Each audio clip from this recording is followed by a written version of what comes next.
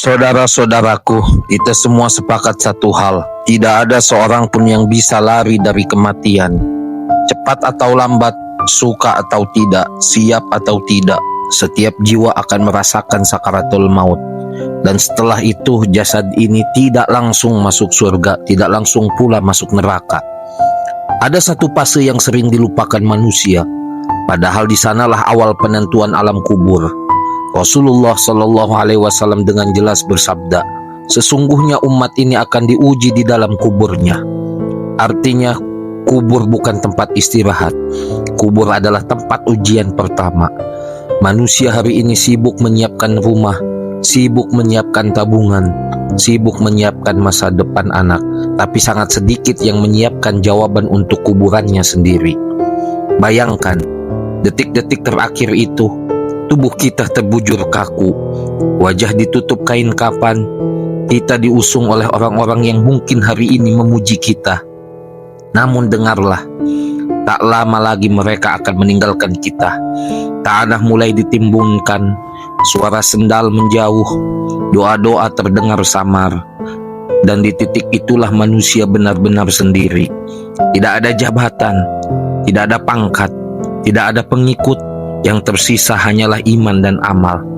Maka datanglah malaikat yang digambarkan Nabi Muhammad SAW sebagai malaikat yang sangat keras, tegas, dan menggetarkan. Bukan malaikat yang lembut, bukan malaikat yang bisa diajak negosiasi.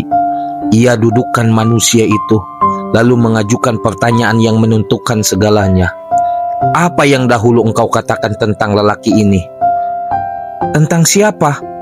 Tentang Muhammad Sallallahu Alaihi Wasallam, bukan tentang sholatmu, bukan tentang sedekahmu, bukan tentang hajimu, karena semua amal itu bersumber dari satu hal. Apakah engkau benar-benar mengenal dan membenarkan Rasulullah? Jika ia seorang mukmin sejati, lisannya dimampukan oleh Allah, hatinya pun diteguhkan, ia menjawab tanpa ragu, dia adalah hamba Allah dan Rasulnya. Jawaban singkat tapi berat. Karena jawaban ini bukan hasil ikut-ikutan, bukan karena lingkungan, tapi karena iman yang hidup sejak di dunia. Lalu malaikat berkata, lihatlah tempat dudukmu di neraka. Ia melihatnya dengan mata kuburnya, api menyala, sempit, mengerikan sekali. Dan mungkin saat itu ia sadar, andai bukan karena rahmat Allah, aku termasuk penghuninya. Kemudian malaikat berkata lagi, Allah telah menyelamatkanmu darinya dan menggantinya dengan tempat dudukmu di surga. Maka terbukalah baginya pemandangan surga, luas sejauh mata memandang. Kenikmatan yang belum pernah terlintas di hati manusia. Kuburnya diluaskan, dipenuhi cahaya, menjadi taman dari taman-taman surga. Ia pun berkata dengan penuh harap, izinkan aku kembali ke dunia. Aku ingin memberi kabar gembira kepada keluargaku. Tapi dikatakan kepadanya, tinggallah di sini, tenanglah, nikmatilah, ini awal bukan akhir. Namun saudara-saudaraku, ada kisah yang lebih mengerikan. Kisah orang yang di dunia tampak hidup seperti muslim, berpakaian muslim, berbicara seperti muslim, namun hatinya kosong dari iman. Ketika ia dimasukkan ke liang kubur, ditinggalkan keluarga dan sahabatnya, ia pun didudukkan dan ditanya, apa yang dahulu engkau katakan tentang lelaki ini? Ia gelisah, lidahnya keluh, hatinya kosong. Lalu ia berkata, aku tidak tahu, aku hanya mengatakan seperti yang dikatakan orang-orang. Inilah agama ikut-ikutan, inilah iman KTP, inilah sholat karena tradisi, bukan keyakinan. Maka malaikat berkata dengan kalimat yang mematikan harapan, engkau tidak tahu dan engkau tidak mau mencari tahu. Lalu diperlihatkan kepadanya, inilah tempat dudukmu yang dahulu ada bagimu di surga. Namun Allah menggantinya dengan tempat duduk di neraka.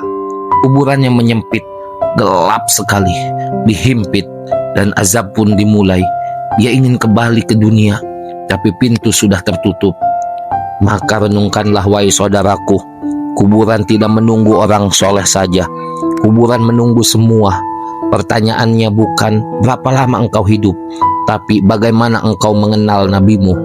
Apakah hanya namanya atau sunnahnya kau hidupkan, Apakah hanya sholawat di lisan atau ketaatan dalam kehidupan? Karena di hari itu yang ditanya bukan apa kata orang tentang Nabi, tapi apa yang engkau katakan dan yakini sendiri. Semoga Allah menjadikan kubur kita taman dari taman-taman surga dan meneguhkan kita dengan jawaban orang-orang yang beriman. Amin ya Rabbal Alamin.